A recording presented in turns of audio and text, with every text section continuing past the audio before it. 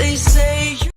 911, what are you reporting? I got a strange going on out here. Something just killed my dog. Something killed your dog? My dog went flying through the air over the tree. I don't know how it did it. Okay. Damn it, I'm really confused. All I saw was my dog coming over the fence, and he was dead when she hit the ground. I didn't see any cars. All I saw was my dog coming over the fence.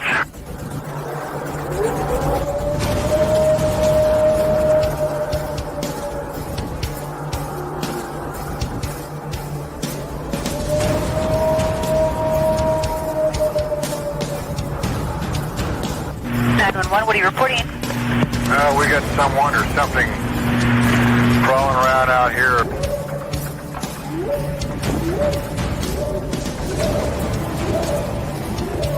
Did you see what it was? It was standing up. I'm out here looking through the window now and I don't see anything. I don't want to go outside. Jesus Christ, you better... Sure. Dia! Hello? Get somebody out here. What's going on now, sir? That son of a bitch is about 6'9", I don't know. Do you see him now, sir? Yes, I'm looking right at him. Uh-oh. And we are live. Hello, everybody. Thank you so much for joining us at 3 p.m. on a random Thursday afternoon. You never know when we're going to pop in or what we might do here on Sasquatch Odyssey, paired with mythical legends and behind tall trees. We've got all kinds of stuff going on. Daniel, what's going on with you today, man? I'm very, very well, mate, and looking forward to this podcast. Me too. You have got quite the lineup. I just showed up at the last minute and punched a few buttons, but you put this roundtable together. So why don't you, without further ado, let's get into it. Introduce who we got on the podcast today, man. So before I get into our guests, we have some very special, I'd say, co-hosts joining me and Brian. So we have two on now, and then one will hopefully join us later today. So I welcome to the stage my grandmother and partner in crime, Jill Roberts. There she is. Hello. How are you, Nam? Yes, I'm really good, thank you. Yeah, very Good, good. good. Nice. You both all right? Yeah. Well, Brian's tired and may fall asleep during this podcast, but hey ho. So next on stage is our other co-host who is going to be helping us out today. From behind tall trees, Miss Gwendolyn Purcell. Hi, everybody. Hey. Hey, Gwen, how are you? Well, busy as usual. 9 million things to do and not enough time to do them all. It's so good to see you from behind the trees. Right? It's awesome, isn't it? You normally just peek, but you got your whole persona out from behind the trees. So we appreciate the whole of you being here. Well, thank you. So now I'm going to start by bringing our guests in now. Someone who we all know and love. We love all our guests, but he knows I'm about to bring him on. The muscle himself, Mr. Ryan RPG Golembeske. Let's go now, people. All I know is I love everything about Bigfoot except for the fact that they are far more jacked than I will ever become.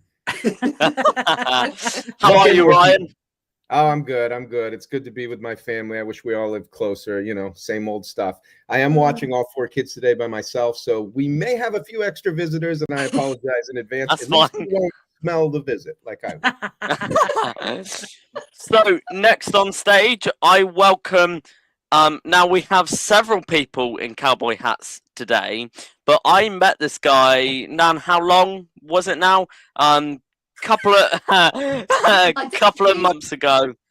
And it's been a pleasure to know him. So please bring to the stage Mr. Lyle Blackburn. Yeah. Hello. Hello from Texas. Hi, Lyle. How are you, mate? I'm doing good. Good, mate. Good.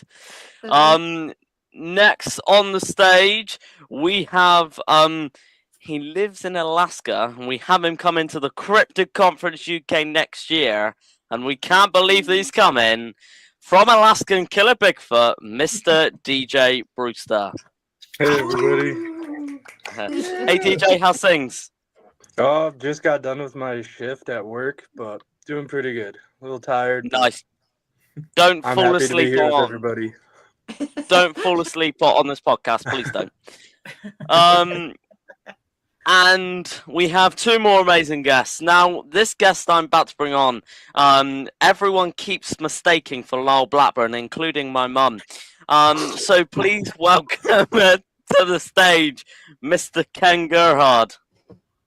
Hello. This proves that we're two different people. This is proof right here, right? Or is it trickery? You never know. Now, oh wait. We have one final guest to bring on. Now, this guest is a legend in himself. He he found the Sierra Sounds. Please welcome to the stage, Mr. Ron Morehead. Hi, Ron. Hey, Ron. Hello, everybody. Hey, Ron. Hi, Gino. How are you? Yes. Hi. Hi, everybody. So, Good to see to you everyone guys. out there, this is our roundtable. Me and Brian do this, I think, once a year now. We plan to do it kind of once every other month until me and Brian realize that that's way too much work. So, Brian, over to you, my friend. All right, I'm going to get everybody started. Everybody's got questions of their own about Bigfoot, but I want to get it kicked off today, and we'll go around the table and let everybody chime in on this. This is something that's came up. I host multiple podcasts, but one of the other shows that I do is called That Bigfoot Podcast, and Wayne and I, my co-host over there, were talking about this recently. There's not a lot that seems to be new, for me at least, in Bigfoot. I mean, if you Google what's new in Bigfoot 2024, there are very few things that come up. There's things that have happened in the past decade or so. You get the Colorado train video that pops up. You get Sasquatch Sunset, the movie that came out earlier this summer. I had those guys on that did that movie, and we'll maybe even get into a little bit about that later on. But if you Google and look at what's in research in Bigfoot now, there's not a lot that's new. There's very little that's new under the sun. We've all read that in our Bible, and I want to get your opinion on this. What do you guys see? And we'll just kind of go around the horn as it is here on the screen. We'll start with Lyle. What have you seen, Lyle, in the last, we can even do the last decade if you want. Any advancements significant as far as technology, methodology that you've seen that has impacted Bigfoot research for you or just in general over the last, say, decade? Well, it's certainly changed a lot over the last decade as far as just how we get reports and just the massive amount of information that's out there. I mean, back in the day, it was only so many podcasts. Now there's just tons of them with, weekly updates and so many witnesses. As far as technology, we always sort of hinge point on the fact that, well, sooner or later, technology will catch up, and there we'll have the final ingredient we need to prove this definitively. But it just, Bigfoot or cryptids in general just seem to stay one step ahead no matter what. But certainly things like thermal video has added to this. Some years ago you didn't have that. Now we have thermal video, better audio perhaps than Ron would have had back in the 70s. There are better tools, but it just sort of it's just more things that say there's something out there, but we still can't pinpoint it even using the technology. And also, I think it's become a problem because, especially with AI and stuff, it's so hard now to discern between what is real and what isn't. I mean, we've always dealt with hoaxers and people, pictures and stuff, but now it's just a barrage of the train video, and there's videos, and it's not just like, well, there's the Patterson-Gimlin film, and now we're going to talk about that. Now it's just all of these different ones that create this confusing white noise of stuff. So as far as what's new, it's almost like the same thing.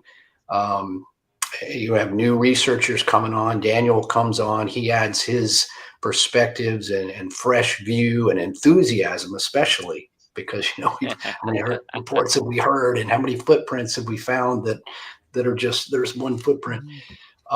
So I think that what's new is it's become increasingly hard to navigate technology and the white noise and the massive amount of Bigfoot information there is which may suggest in some ways that these creatures are literally running amok. But I think it's just now that there's a central focus of people reporting things, and a lot of times things with no substance. So it becomes harder for us to rectify between, what is good and what is to follow up on and what is to be dismissed. And that in some ways can be tiring. I mean, for us to weave through that. So I don't know. Technology is both an advantage and a disadvantage, I think. I definitely agree with that. What say you, Ryan RPG Golembeske? What about technology? What have you seen over the last decade? I mean, one of the things I'd hit is, and I'm kind of like middle age here, I feel like, amongst this group, is reality TV. Finding Bigfoot. I think that put more eyes and brought more interest to the scene, and maybe the environments. We kind of live in a fear culture, in my opinion. There's always a war. There's always something to fear. So Bigfoot is a wonderful monster. I call Bigfoot the American monster. So I think reality TV, one of the benefits, just like tech, as he was saying, some of it's bad, some of it's good. It's brought more people interested and it's put more people in the woods. And it's really only a matter of time, because like, why was Ron successful? In my very humble opinion, he Roger Patterson. He went where most of us don't go. He went far. And now if we do that, if we repeat that, but with better cameras, because we do have better tech now, then it will happen eventually. I mean, you need a little bit of luck and some research, but you should be able to get it done. So and that's hopefully my next major expedition is to go really remote with some solid tech. Now, what I would love to bring, which I think would be a game changer, is just imagine this. You pick a section of woods, there's been a bunch of sightings, you happen to get there like a week after it's happened, right? And you map out all of the woods, and then you get one of those racing drone guys. And listen, I'm not a tech guy at all. I'm a tree hugger. I think we need to go in, using mind speak and whatnot. But if we're talking tech, you get one of those dudes that can race a drone that can go 0 to 60 in 1 second and can hit the spot 300 yards away faster than you could hit it with a bullet. Well, maybe not faster than that, but you know what I'm saying? That would be a game changer, because you'd have it mapped out and people would say, well, what happens when they run into the woods? The reason you map the woods first is so when that drone enters, it knows all the turns and everything and it can follow it. Add a therm to that, as I was talking about, then now you're like, I would almost say it's unfair unless they are interdimensional or there is another level to this, which other people will speak more profoundly upon in this podcast. But yeah, that's I'm excited to see someone finally use that in the field, and for anyone that's going seriously remote and doing the real work like Ron did. Excellent. DJ, what say you about the advancements? What have you seen in Bigfoot research for you and or just in general over the last decade or so? Over the last decade, I would agree. Like, drones are definitely a game changer, because they can go to places where sometimes you just can't get to. You can go above the trees and then come down into the brush and everything and be able to see farther, and you can even see if it's just like a place safe to even hike to for the next point. And then like it just helps out a lot, especially in some of that terrain. And then also just like being able to carry like some of the audio like that Ron's recorded and being able to play that in the woods. That was a very intense moment in my life, but that was definitely changed everything. I thought like it was very unique, and I've never seen or heard anybody do that before. So it was pretty interesting how everything reacted. Yeah, it's not the first time I've heard that. There's tons of people that have taken the Sierra sounds or at least part of those out and played them and gotten different results. We could probably do an entire show on just that. Ken, what about you? What have you seen change for you and or research in general over the last decade? Well, I feel like we have kind of been chasing our tails for a while now. That does seem to be the case for whatever reason. And I guess one could speculate that these animals are maybe becoming fewer in number. I mean, there's a lot of deforestation, habitat loss and stuff going on right now. So there's a lot of animal species that are. But the most promising project I was involved with was last year. I accompanied Dr. Haskell Hart, who is a PhD from Harvard. He's squarely debunked the so-called Ketchum Bigfoot DNA study, in my opinion. Now, granted, it's still expensive, but eDNA is definitely going to be our best bet in terms of coming up with definitive proof. So he's got some extra time on his hands. I joined him last year in Oklahoma, and we took water samples from all the creeks that populate the so-called Area X in Oklahoma, which obviously everyone hears is a pretty active Bigfoot area. And Haskell's working with a lab in Colorado that's actually more affordable for him than perhaps most Bigfoot researchers at this point. That's kind of the point. But imagine a scenario where you have a really good sighting of a Sasquatch, and then it leaves a trackway, and then you're able to extract DNA or soil from right under one of those footprints. Now you've got, I think, the triumvirate of proof there, because you've got an eyewitness observation, physical trace evidence, and then if we can come up with eDNA that gets us in the right neighborhood in terms of some type of hominin running around in an area where it shouldn't be, I think that's going to be pretty definitive. And again, I think it's cost prohibitive for most Bigfoot researchers still. I was told, for example, Cliff told me that he did some research into this, and in order to get like a DNA sequence that puts you in the family of great apes, you're talking about maybe just a few $1,000s or less at this point. But in order for them to determine that that sequence is novel and does not match any known hominin, human, any great ape known, now you're talking six figures. So you better be darn sure as a Bigfoot researcher that you have Bigfoot DNA if you're going to spend $100,000 or more on a DNA test. But anyways, those are my thoughts. I think that's a pretty cool technology that's hopefully going to become more affordable to Bigfoot researchers at large. Ron, I think it's safe to say that you probably have the most experience, boots on the ground in the woods looking for these things. I don't want to date you, my friend, but I think that's safe to say. What have you seen over the last 2 decades, in your opinion, that has changed in Bigfoot research for you or just at large?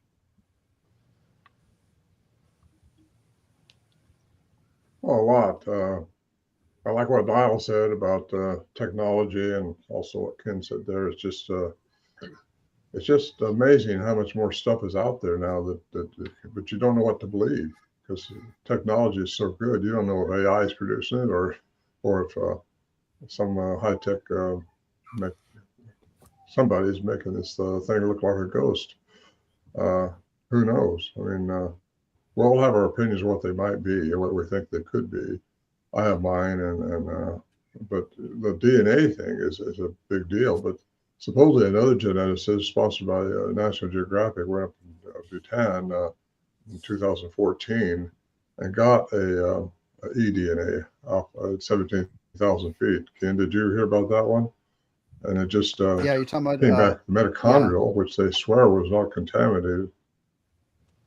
Yeah, she's from another country. I forgot her name, but anyway, she said the mitochondria came back human. That's the same thing Ketchum came up with. So, maybe Ketchum will get debunked. I don't know. I don't judge people one way or the other. But I know that's 2 different sources that have said there's a human in the. So my question, I guess, if we're going to ask a question, is who was here first, Bigfoot or humans? Homo sapiens, were they first, or was Bigfoot first? And how far back do we go? I mean, I go way back into the Anunnaki, so that's about as far back I think as you can get, and read those stories. And it's on a cuneiform tablets. But anyway, the newer technology is out there now, and had we had some of that back in the 70s when we was encountering these things for those few years, it would have been a different story probably. But then maybe we wouldn't have got the recordings that way. We just was the right place doing the right thing with the right people. I say we. There was several of us up there. I say several. There was 5 of us. Al Berry being one of them, who had a master's degree in science, and he just he couldn't put that together. No, none of us could, because of what was going on with it. So that put it into another field for me, which outside Newtonian physics. So I don't know. I just None of us really know, but as far as new equipment goes, it's out there. But so a lot of phony people. I definitely want to get to There, I Ron's said it. question. That's a pretty deep question to get into. I've asked that question of people before, and it goes way down the rabbit hole. But this question that I have up on the screen is something that I have been thinking about and talking about for the last year or so. And I do have plans to possibly do some expeditions, maybe in 2025, to use horses, because here's the two things. There's two huge pieces of evidence out there that just about everybody into Bigfoot knows about. A, the Patterson-Gimlin film from '67, and the Sierra sounds. And the two common denominators for both of those things for me is, how did everybody involved in that get to the areas where that was filmed and those sounds were recorded? Was on horseback. And I think there's something to that. So really quickly, if you don't mind, I'm going to go off script as I normally do. Daniel's probably cringing, but I want to go off script and just go around for a second and just get some really quick feedback from all of you guys on, do you think there's something to going in on horseback? Because not a whole lot of people are doing that. And do you think that it has something to do, I personally think it has something to do with masking the scent of humans on horseback. It's not bipedal, it's quadrupedal movement through the woods. There's a whole scenario of things, a whole bunch of things, litany of things I think that contribute to that success if you were to incorporate horseback. So if you don't mind, let's go around back to Lyle and talk a little bit about that. Is that something that you've considered doing, Lyle? Do you think it's a good idea? What do you think about horseback in general in Bigfoot research? Yeah, definitely. I mean, I was born in Fort Worth, Texas, so horses are something that I've been around all my life. In fact, last year, I wouldn't say I went Patterson-Gimlin style, but I did charter a private horseback ride. I don't own horses, so you have to get the horses from somewhere. But I had to charter a guide. But myself and my girlfriend was with me. We took the horses deep into the mountainous area of New Mexico in the northern part, close to Colorado. And I have interviewed people there, and there have been sightings around there. And we took horses, deep back hours into the woods. And that gave me a real good feel about, how well this could work. And certainly I'm of the, like Ryan said, to go back in there, if you're going into this habitat, you can't blast in there with a group of 25 people with cars and SUVs and all this stuff, four-wheelers. It just seems like the antithesis of getting close to them. So I think horses are great. And I mean, on the other hand, I've used canoes a lot in the swampy areas around Boggy Creek and Fouke, and we've gone in there deep with those canoes, which affords the same kind of thing. It's not as natural as a horse, I suppose. It's a man-made item, but we were able to navigate in there without using cars and get deep where there's literally no foot traffic. No one goes out there except maybe the hardiest of hunters. But those are good ways. But certainly horseback is great. But then again, you get a report from some lady driving down a county road who never even got out of her car, and it stops right in the middle of the road and poses for several moments. So it's like, man, you just can't outthink it. Ryan, what say you about the horseback, my friend? I know that's right up your alley. You like to go just minimal into the woods most of your research days. Have you considered doing the horseback thing? Do you think there's some success to be had there? Of course. As you pointed out, two of the best things that we have received within our field came on horseback. But two things. Horses, expensive as hell. I can't afford a horse right now. So that's one element that keeps me off. Two, I produced a show in Mongolia, and we rode horses for 4 hours, 2 hours out to pick wild strawberries and 2 hours back. I was chafed and bow-legged for 2 weeks. So let me tell you something. If anybody is serious about riding a horse off to do this, because it would take time, you must ride horses pretty consistently before you attempt it, or else you're going to be sore as heck. With that said, to kind of digress a little to what Ron said, like what came first, Bigfoot or humans? in my humble opinion, at this moment, there were like 14 different types of variations of Homo sapien. And what did the Native Americans all call them? A lost tribe, lost brothers. So maybe riding the horse mimics the people that they spent thousands of years on the side of. And I just think that, I don't know, you guys have all seen it. You take the Patterson-Gimlin footage, you remove the hair, and what does it look like? It doesn't look like an ape to me. It looks like a really ethnic human. So yes, I think horses would work. You damn well better prepare your ass to go do something like that. And I think we're looking for another variation of a human being, and that's why that keeps coming up. Ken, what say you about the horses, my friend? Well, certainly, you made a great point. One could argue that some of the best evidence we've ever come up with, and there's actually two lines of evidence from that incident. We have the Patterson-Gimlin film, and then we have the trackway with the 10 casts that were by Bob Titmus. So that there were definitely horses involved in that particular incident. So that is a good argument.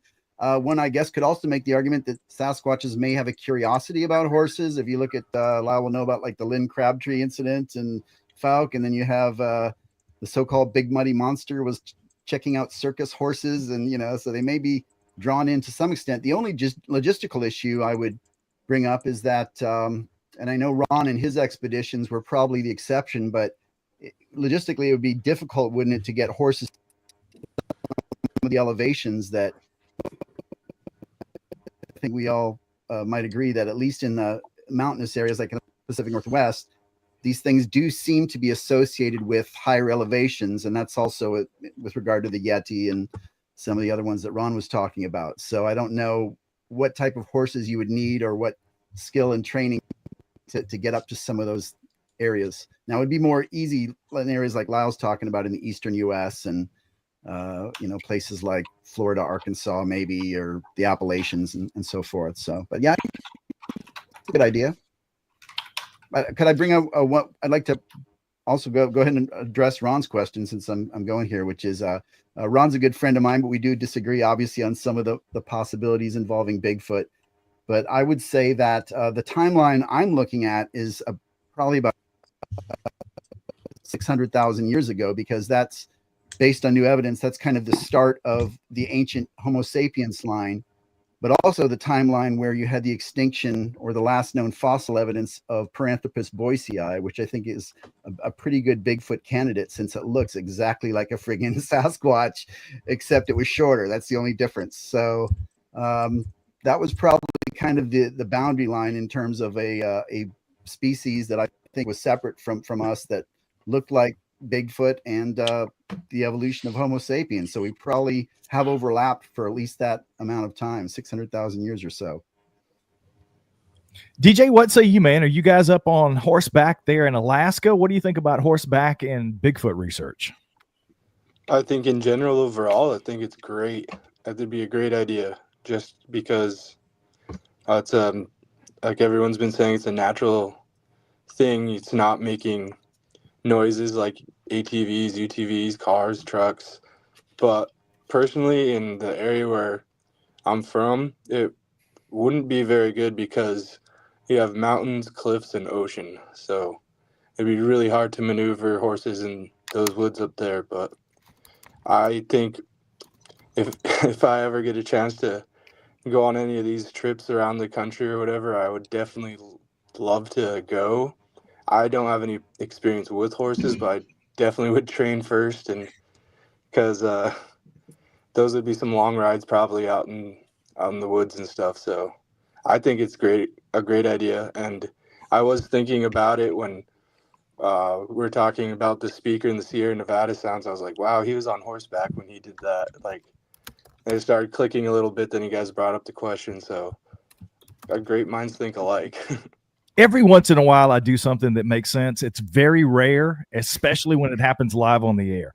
I want to go to Ron, and I'm going to change this up a little bit for you, Ron, because obviously I think you think it's a good idea to take horses out because that's the only way you guys could access where you were at the Sierra camp. But I want to change it up a little bit and ask you this. Do you think that played a role in the success that you guys had with these creatures coming in and interacting with you? Do you think it had something to do with the horses, or do you think there was more to that? There's more to it. Yeah. Because a lot of time we didn't, that wasn't the only way we got in. We could walk in. That's why we had barrels up there with the mules so we could store our food in sleeping bags so we didn't have to carry so much when we went in. But the horses can do two things for you. They can let you see a lot better on the way in, as long as you got a good horse and you know how to ride it. That's important. Just a person, it's a horse too, if it's a good trail horse or not, because they can give you a lot of trouble if you get into the backwoods in a real rough country somewhere. But they also can tromp around at night. You don't know what's for sure making the noise. So I kind of like to go in when we walked in because what you heard was definitely not a horse. So, but I don't think it makes a difference. I think what of course you guys know the kind of thinking I get through. I think you do. But I think these things, like most animals, can sense your energy, your vibration, and they know who they're dealing with. And if you got the right intention, or if you got a gun on your self. We had guns, but our intent wasn't to shoot one unless we got attacked. So we never offered that, never even offered the thought of it, really, unless there was something aggressive happening. Nothing real aggressive happened. So really, horses, one way or the other, I don't think makes a difference. I think what makes a difference are the people that's riding them or going in on their foot. And I think that's what's important. And is that what you asked me? Yes, you definitely answered the question. Yeah. But I love horses. I mean, I used to raise them. Yeah. All right. And I'm not hearing half of what everybody's saying here. Well, if you have any issues, just ask me to repeat it. I'll definitely do it for you. That was my first question. Anybody else, by show of hands, have the first question they want to get into? Daniel, do you have a question for the folks? Well, I was actually gonna chuck it straight to RPG because I know that his kids will probably be shouting very, very, very shortly. And just before you go, Ryan, I would like to welcome Chris Alsford, a Mythical Legends co-host, to the table. How are you, Chris? Oh, hi, buddy. Hello, everybody. Sorry I'm late. That's fine, mate. Okay, Mr. RPG, off you go, buddy. How do we create some kind of a fund or something where we can take all these different people investing in all these different directions and pool that money like a university would, and we all vote and agree on a team that has the funding to try all the things we would like to do, and we just start doing one a year and it's citizen funded? How do we really get the infrastructure needed to do that so that we can do real, in my opinion, real epic research on this subject and not just couch surfing, so to speak? How do we put that together? And I challenge us to do that as a team. And I'm not even saying I get to go, but I would love to be a part of it and know that I helped create something like that. And hell yeah, I want to go. What do you think about that, Ken? Oh gosh, yeah, no, I think that's a great idea. And a few years ago, there was an attempt to sort of create an organization that affiliated all of the Bigfoot researchers and organizations so that we would share evidence and peer review and kind of work together as more of a team as opposed to a segmented. It's a shame that didn't manifest for whatever reason, but we acknowledge there are big personalities, have always been big personalities in the Bigfoot field. So it is sometimes hard to get everyone on the same page. And of course, we've had of investors, I guess, starting with Tom Slick back in the 1950s, and then Tom Page and Robert Rines and Erickson and all these people that have put out a lot of money. I think the best bet might be to find like a kind of an eccentric, kooky entertainer, because someone like Sting, who like back in the 80s was funding a investigation for the Loch Ness Monster, but there are a lot of rich people in the world, but it's finding that person that kind of has an esoteric view of life, like an entertainer that's willing to say, yeah, I'll give you guys $10 million to do that. And then from there, we would just have to kind of work through our differences in terms of, I suggested picking a group of people that are willing to work together and that everyone kind of agrees, okay, yeah, those guys can maybe get the job done. Well, I just see it like an ushering in a new golden age of exploration, right? So it's almost like a rocket launch, and these are the new astronauts that are going to get on board and are going to go remote to wherever we all agree, and the whole world is on the edge of their seats watching to see what they bring back. I don't know, like I feel like I caught the tail end of that as a kid growing up, and that's why I'm fascinated by this stuff. Why I appreciate what all you guys do. Like, we're explorers, right? So how do we really pique interest? Because at the end of the day, if the money's not there and nobody really cares, then where does it go? It's all of us doing our own thing, which I'm happy for everyone, and we're all doing well. But let's come together. Let's get Beatles. What say you, DJ? Oh, I don't even know where we're going with this. I'm totally excited for this idea. DJ, you're I'm in. all board. I can cook for you guys. I'm a professional cook right now, so I'll hike in the woods and help carry stuff, and I'll cook. I'm all about this. Say what say you, Ron? Well, I didn't hear all the question, but if I hear you right, I think you're talking about all of us going together and find some rich guy to fund this thing. Or a rich woman. Or a rich woman. Pretty much. I'll take the man and advise. Oh, there's several stars that are into this, that are in Hollywood, that are into the Bigfoot scene. And I think if we solicit them, I think that would be if I knew there were a quality team was going in after it, but you can't go after them.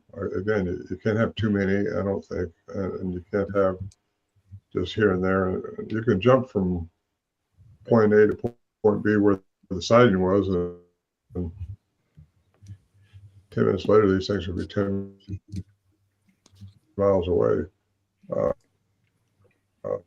They have quite a range because they're so big. So unless you could get some kind of a heat signature off of them going, from where they were, I don't know that a dog, can't get dogs to chase them because they'll kill the dog. Or like that one guy on the beginning of this thing, a 911 call, which I'm the one that got that and edited it out for the. But he had his dog. His dog was 35 pounds, a big German Shepherd, and he heard a big thump. The fence last second CD, but I don't think dogs are a solution for sure. I wouldn't take one unless you've got the kind of dog that will come back and cower under your feet instead of chasing the thing. And you get one barking something like this German Shepherd. It was barking something out there. Then the guy seen it later on, 2 weeks later actually, when he called it again. But anyway, it's an idea. You try anything, but I've got a feeling that you're going to see more and more of them. I don't think they're deplenishing. I think they're plenishing. I think they're cool. Generating. Cool. What say you, Lyle? More. Yeah, this is an interesting question. I can't hear half of what's being said here, so I might be signing off here because I think the more you got on here, the less is coming through on me. Was there anything else that I could offer? Can I just say thank you so much for that 911 call? I know a lot of weird stuff about Bigfoot, and I didn't know that was you. That is one of my favorite things, and I'm not just brown nosing right now. That's legit. Like, I use that, so thank you. That's all I got to say. Yeah. Yeah, it's all over the West. Sasquatch Chronicle uses it. Everybody uses it. I don't care. It's amazing. So, okay. Well, is there anything else that we would like Ron to answer, or before he goes? No. Offer my opinion. Thank you so much. I can offer my opinion. Thank you so much, Ron. I can't answer too much. I'd just like to say thank you to Ron for. You guys. Thanks, Ron. Good seeing you all. Thanks, Good buddy. seeing you again. Take care. Thanks, mate. Bye, Ron. Bye. Okay, Lyle, what say you, mate? So, in thinking about this question of trying to centralize research, you got to think about what came before when people were researching things. even back when the Yeti research, it required funding, and a lot of those things were funded by guys who wanted to climb the mountains, and they promised to send the London newspapers accounts of Yetis or anything else they found. And of course, the Yeti was sort of a byproduct of that. If you're going to hike up Mount Everest and you happen to see a Yeti, well, there you go. That's great. 2 in 1, you know, explorers and sending out Percy Fawcett to the Amazon. All these things cost money. So if we don't have a Tom Slick, and I hope every listener out there knows who this is because it's historical Bigfoot and Yeti research. Without somebody who were saying like we need this millionaire or somebody putting in or a rich rock star, which that's not me. The rich, if I was, then I could accomplish this. But he lies. He get the funds, stashed away.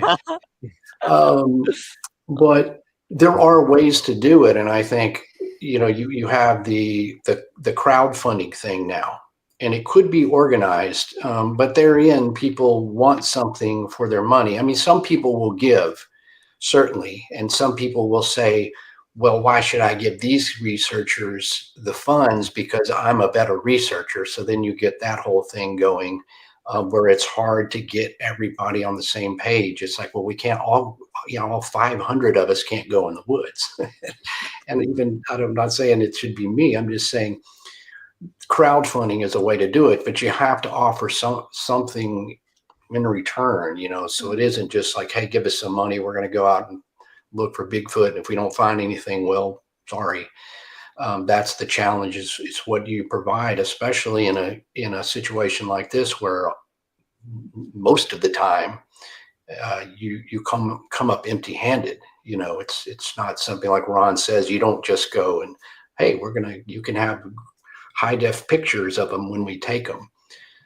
So there's ways to do it, but certainly it takes a lot of organization and that person who has at least the time to sort of oversee this. And if it's a crowdfunding thing, what you offer the investors, because of course, when somebody like Tom Slick was investing in Bigfoot research, he figured, well, I'll get, he had the money to spend and he was truly interested in this, but there would be some benefit because he's the guy who funded it. So the possibilities are out there to do this, but it's super hard because you have to get everybody on the same page. Wow. So before I pass it to our co-host, Gwen, to pick who gets the next question, I will pass this question to Mr. Chris Alsford. What do you think, buddy? Well, I'll enter the lottery every week, and if it's our time, then I'll fund it. But yeah, there's that. Short and sweet. Okay, hey, Gwen. I've got to get going. I apologize. We're starting a new babysitter today, and we have an office party, so I've got to get rocking. But I will say I love what you said, Kyle, because that's it, right? We need to team up with an advanced logging team and say, well, we're going out there to find if we can log this, but if we happen to see Bigfoot, send it back. Or an advanced drilling team, like an oil team. Instead of seeing those people as the bad guys, maybe they could be the good guys for once. Anyway, that's my 2 cents. I love you all, and I love this subject, and thank you, Daniel, and Brian and Gwen, and obviously my favorite man. But I will see you all, and yeah, thank you for listening to my stuff. I will ring you 35 times tomorrow, RPG. Don't forget that. It'll be 45, I know. All right. Cool. Amazing. Thanks, Ryan. Thanks, mate. Yep. Cheers. Okay, I will pass it over to Gwen now. Now to you. Hi, everybody. Pick who's next. Pick who's next. Oh my gosh. Let's start with Lyle. That's next, as in I need to ask a question. Yes. Yeah. Gosh. People usually ask me the questions, but Well, let's just talk about, I kind of talked about the situation with technology is both our friend. We have eDNA, we have drones, we have thermal, those tools, but then it is not our friend like AI. I mean, how do we handle this? I've seen obvious AI pictures posted in Bigfoot groups, and people are arguing over them as to the veracity of it. It's like it eats up, I think, valuable time and puts people at odds in the community over something that, I mean, at least thus far, you can pretty well identify an AI. I think it will become even harder as it goes. How do we handle that and don't look crazy to everybody else, by being discriminating with what we present as evidence and what we consider worthy of our time? How do we handle the whole AI thing that's coming on? DJ, what do you think about AI? I think it's kind of scary how fast it's progressing, and it's crazy to think that they got robots already, and the AI generation apps and stuff like that are just coming out so fast, and like they're started off totally obvious to like you kind of question it sometimes, like, is that real or is that and it's still in the beginning stages. Basically, if you look at how technology's advanced over the last 20 years even, it's crazy how it's going to be in like 10 years, 5 years from now. But I'm not a huge fan, but I can see where it could be a helpful tool for people who need it, for if they have like a disability or something, or it's crazy. Like I said, I'm not a huge fan. I grew up in the woods in Alaska, and simple is better, in my opinion. What do you think about AI, Ken? How has it affected things? How are you dealing with it in your research, and how do you think it's affecting Bigfoot in general? Well, at this point, as researchers, we just have to disregard all alleged photographic evidence, period. I mean, just move on from alleged photos, videos, or anything of that. Unfortunately, it's just too murky. And why are we spending time and resources and things analyzing things like photographic evidence that could be our AI or photoshopped or whatever? And it's just a line of evidence that's no longer fruitful. It kind of had its run, I'm afraid. So we have as we talked about, new lines of technology that are emerging.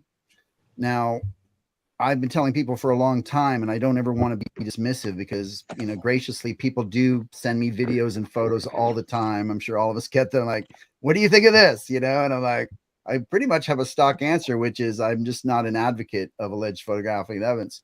Could be a Bigfoot, but you just can't say. So, I think the exception to that rule would be is have a multi-witness incident with multiple camera angles or something along those lines. Then you might have a little bit of something to play with. The evidence. Now, on the other hand, I will say that AI might have its applications in terms of helping us, compile data and run,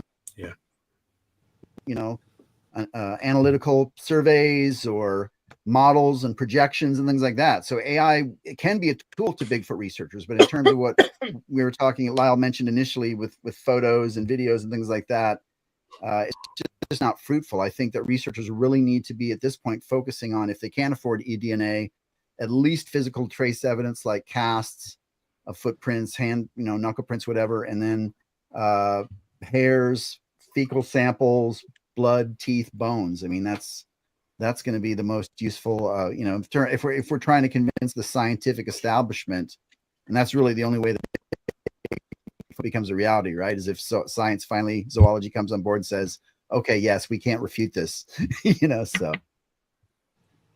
Well, while we're with you, Ken, did you have a question for the rest of the panel?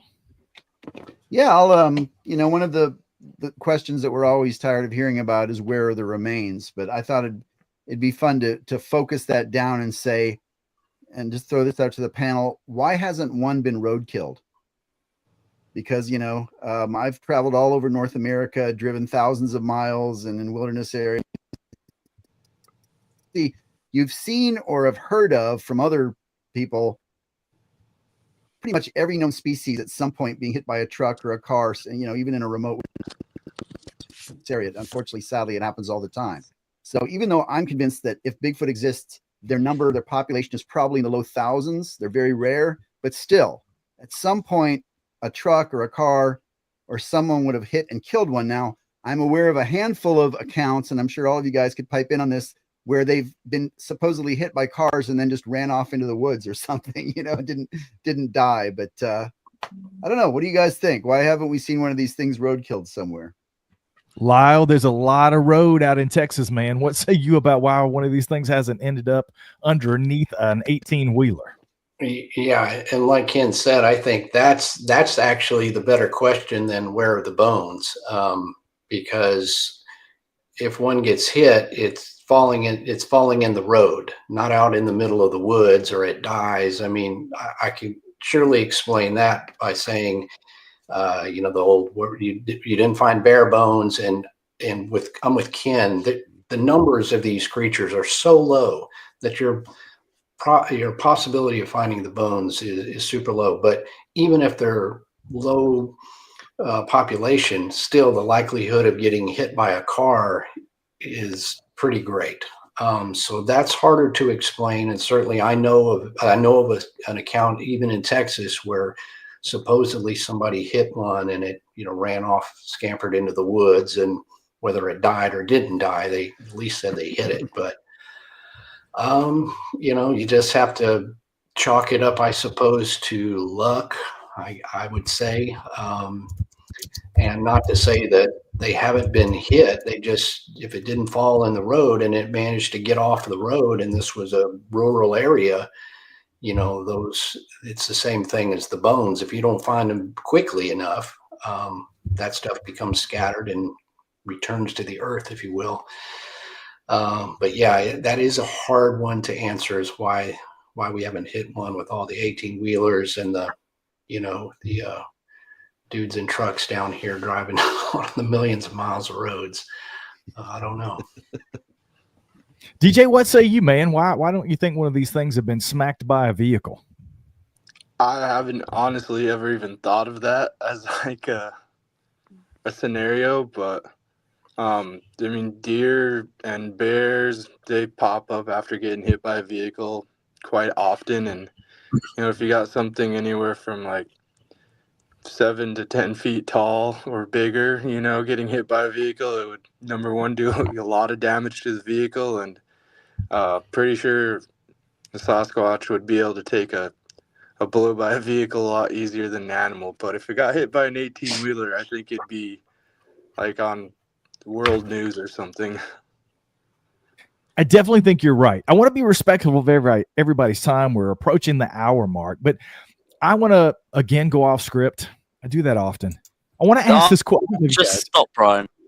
I want to ask this about the collaboration. I mean, we've kind of been dancing around it. I mean, RPG's question was all about collaboration. Why can't we get together, spend the money in one place, and get this taken care of? I've done entire hour-plus long lives and shows about this. Let me ask you each about the collaborative efforts. Are there collaborative efforts that you're aware of in Bigfoot? Because here's the thing that's always come up for me. You have areas like Area X. You have places like the Olympic Project. They do their own things, and those two come to mind because they're pretty prolific long-term studies looking for these creatures. And then you have the BFRO. There's no arguing it is the largest Bigfoot organization in the world. Whatever you think about their tactics, whatever you think about what they do, everybody has their opinions, but they are the largest organization. They're constantly doing expeditions. There's probably a Bigfoot expedition by the BFRO every single week of every single year for the last decade plus. Then you go to Area X and you have places that people are doing research. They are having what they claim to be what I consider some extraordinary interactions with these creatures. The problem for them is manpower. They can only do it for about 3 months a year. They do it 24 hours a day, 7 days a week for those 3 or 4 months, but the rest of the time they're gone. Why aren't we collaborating? And the BFRO say, we've got thousands of members that want to go do expeditions. We can man Area X for 365 days a year, 24 hours a day from now until the next 5 years. Let's get this done, right? If it's a specimen, let's get some video, let's get some whatever. But we're not doing that. Why do you think that is? Why aren't there more collaborative efforts? What do you think is holding people back?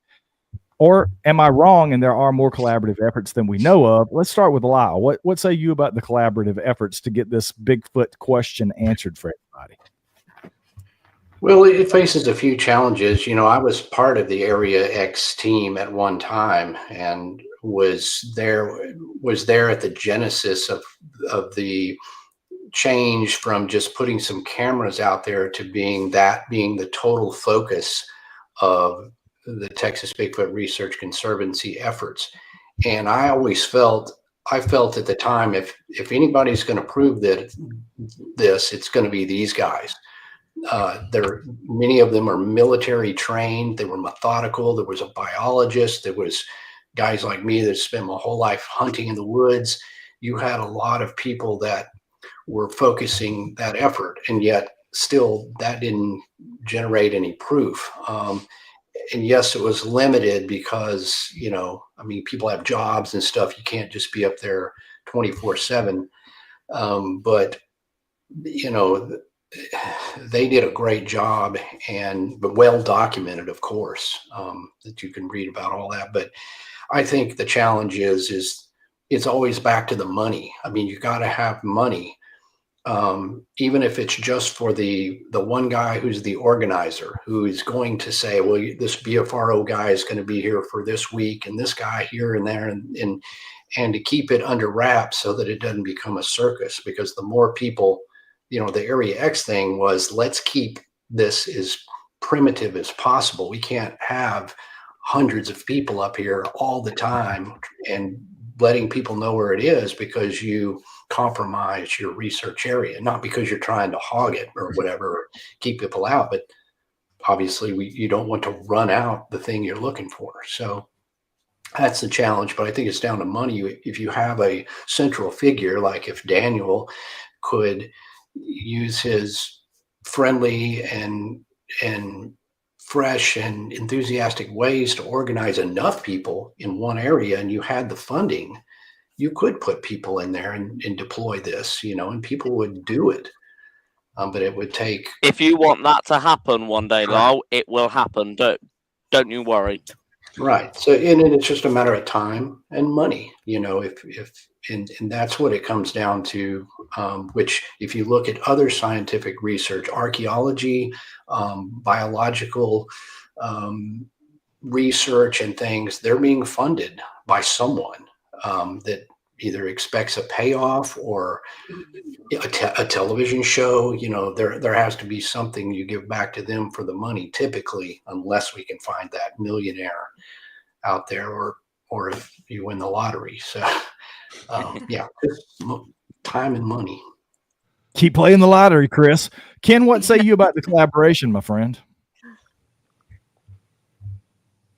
Well, I'm all about collaboration. I started out in a group years ago and kind of just broke off at some point and did my own thing. And I have an interesting thought about, Bigfoot personalities. And, I'll exclude myself and Lyle from this because I don't want to feel like we're sort of attacking ourselves here. But have you noticed that there's a large percentage of Bigfoot researchers are musicians? I mean, I could name like a dozen off the top of my head, you know, Matt Pruitt, Daryl Collier, Chester Moore. Anyways, musicians, we're kind of a funny breed.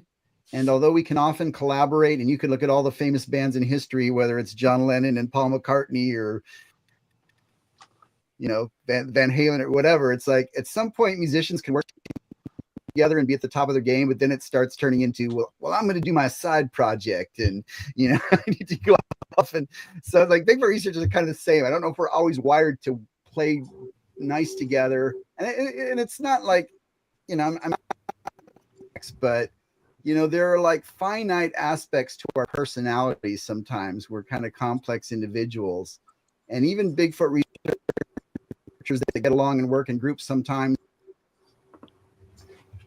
over time there are little divisions that arise in terms of, man, I don't know if we're completely in sync on this idea or how I want to do this or whatever. So I think that's the challenge, is just ultimately get everyone, or at least a lot of the primary researchers to kind of agree 100%. Okay, yeah, this is how we need to do it. Funded, like Lyle's saying, to where somebody's paying for it and saying it is going to be like this, in or out. At that point, then you might finalize it. Okay, well, if they're going to put forward $10 million, then we'll do it this way. But I don't know. Hopefully that's not a negative way to look at it. I mean, I think we've moved beyond the days when Renee DeHinden is pointing a shotgun at John Green. I think we're probably beyond that a little bit, but I still think there's a little bit of personality clash that goes on throughout the field, even which, and I know a lot of researchers that everyone's a really good person. The Bigfoot community at large is a bunch of really good people, I think.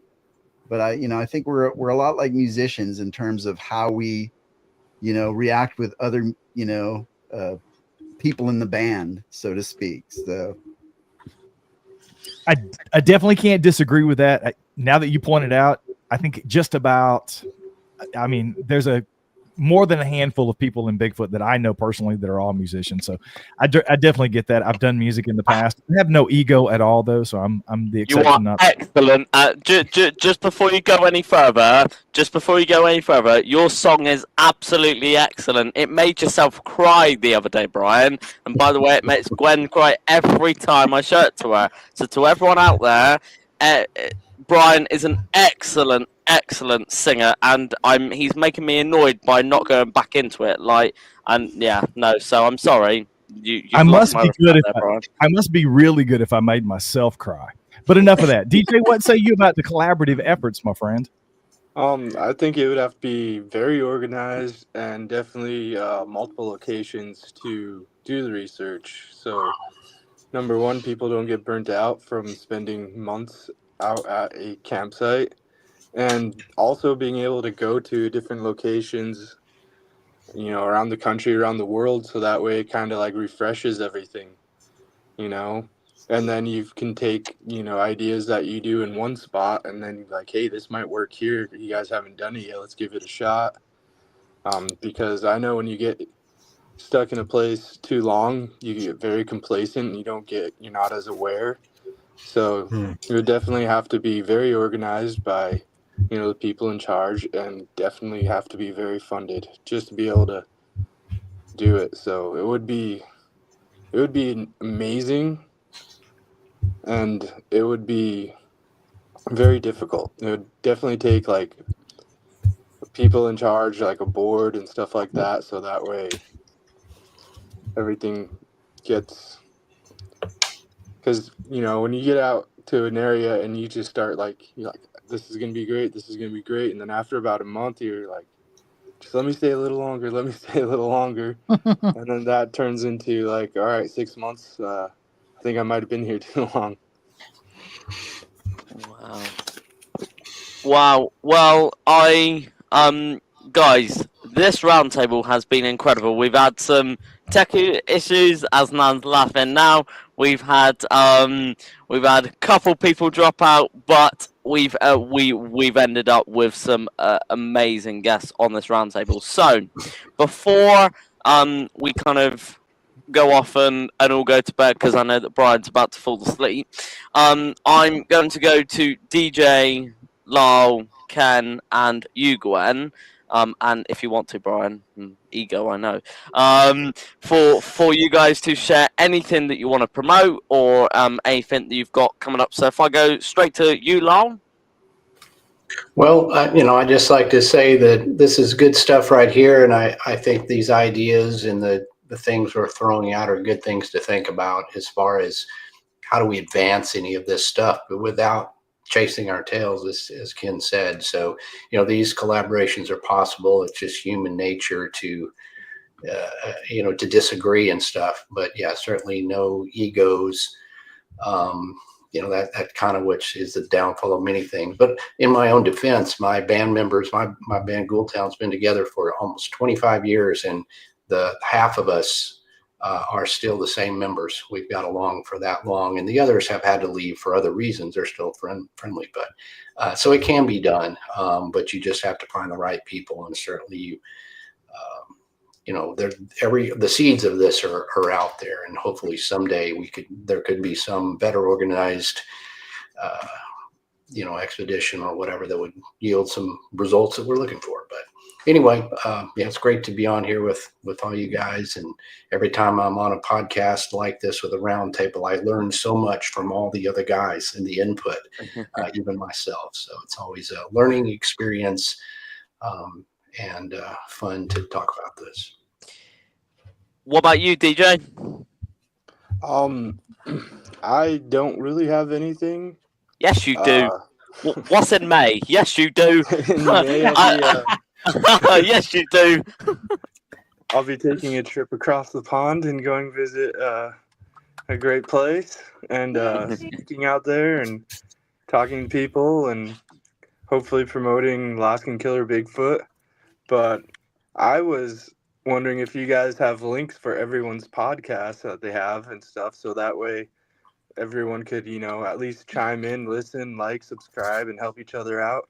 Because, in a small way, this is starting to build a collaboration. Look at how many people we had pop up on here talking about this, and we're all kind of in the same boat of, we want to do something, and we want to work together on it, and people have been a part of groups and stuff already, but, some groups might just have a set line of this is what we're going to do. This is your schedule. But if we all kind of work together, this is something brewing, getting ready to be made into something big. Yeah. But definitely if you put everyone's links for their podcast or whatever, so everyone could jump on and listen and subscribe. I mean, if anybody wants to be able to talk or communicate with me, Daniel's a really good person to get my information contact with. So thank you guys very much. This is very exciting to hear you guys and your stories, and it's really cool. What about you, Ken? Yeah, thanks for having me on. It's been an honor to be here and be part of this esteemed assemblage of researchers. Very cool. Good discussion. I guess what I'm up to right now is I'm doing an online cryptozoology course. It's a 6-class course with a certificate and quizzes, and it's been a lot of students that have gone. I've gone through 4 sessions, and everyone's been really happy with it. So if anyone's interested in learning more about cryptids, every type of cryptid than you ever wanted to know, and get a certificate, check me out on Patreon. Exploring Cryptozoology on Patreon is a way to join, or you can just go to my website, kengerhard.com, and there's a link there that you can click on. Yeah, Ken, I sent you a message about that, and all I got was I was like, no, I wanted to give you some money. All right, well, hit me up again, Chris. Okay, so the last person I'll go to before I say the last bits, Gwen. What about you? Well, I've got a ton of stuff going on. You only have 2 minutes. Well, okay, stop taking my time, man. So I host my own podcast, From Behind Tall Trees, and then I just I'm formulating a magazine called Strange Knocks Magazine, where we're going to talk about all the weird, crazy, wild stuff, every cryptid imaginable, true crime, 411 type of stuff, and we're gonna cover it all in the magazine. So it'll be something for everybody there. So Strange Knocks is on Facebook. Look us up. Maybe get the subscription. That'd be great. Buy some ad space, even better. But so that's what's going on with me. Lots of stuff going on there. And I know, but you have also two very big things next year that I think you need to mention. Oh yes, I'm going across the pond as one of the organizers. Oh God, of this no, thing. Not that. Not that. You have one more thing next year that you're running. Yeah, I have my own conference here in Central Pennsylvania called the Central PA Cryptid and Bigfoot Festival. And last year we had 7,500 people attend and about 110 vendors. And this year we're looking at like 200 vendors and probably 10,000 people. So it takes up a lot of my time.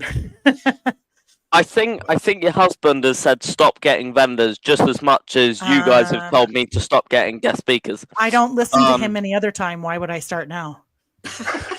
And same vice versa. That's why I don't listen to you. I know every time I call Brian goes, if you tell me that you've got another guest speaker for the conference, I will no longer be friends with you. I said the same thing. I said the same thing, Brian. And Brian, is it? We all say that to him. Even I said that to him every time. No more. Stop. And before I say the last couple of words, Brian, is there anything that you would like to promote, my friend? Oh, I don't have anything to promote. No, I do have my book out, Sasquatch Unleashed, The Truth Behind the Legend. I just finished my second book and sent it off to the publishers last week, so it'll hopefully be out next year. It is a fictionalized story about a Sasquatch character that you get to follow throughout his entire life. So we make it through about 12 years in the first book, so there's tons of other books to come. I've put it out on Sasquatch Odyssey. I've read the first 3 or 4 chapters. I've narrated out there for folks to listen to, and it's gotten huge feedback. So people seem to be interested in it. They've engaged with the characters, which is exactly what I wanted. So it'll probably be a series of about 5 books, maybe 6. I don't know. But it should be out at the first of the year. But Sasquatch Unleashed has been out there since March of this year. So you guys can get it on Amazon. You can get it on my website, paranormalworldproductions.com. We've got a store there where I sell autographed copies. But you can get it on Amazon, Barnes & Noble, anywhere you get books. And obviously all the podcasts. Everybody's probably listening on my podcast, so you probably already found me at this point. But we do have other podcasts. You guys can go to the website and check it out. Brilliant. Well, that all sounds amazing. Now, before we go, there is a special guest that has just come in the chat. Please welcome Harvest Moon. Me and Chris interviewed her a couple days ago, and that interview should be released on Mythical Legends very soon, and we have an announcement to make in the new year with something to do with Harvest Moon. Now, thank you so much, guys, for coming on, and thank you to the Mythical Legends co-host for coming on, named Nan and Chris, and I will of course say Brian as well, and say we wish you we wish you all a very happy Christmas, guys, and we hope you have a great new year as well. Nice one, Chris.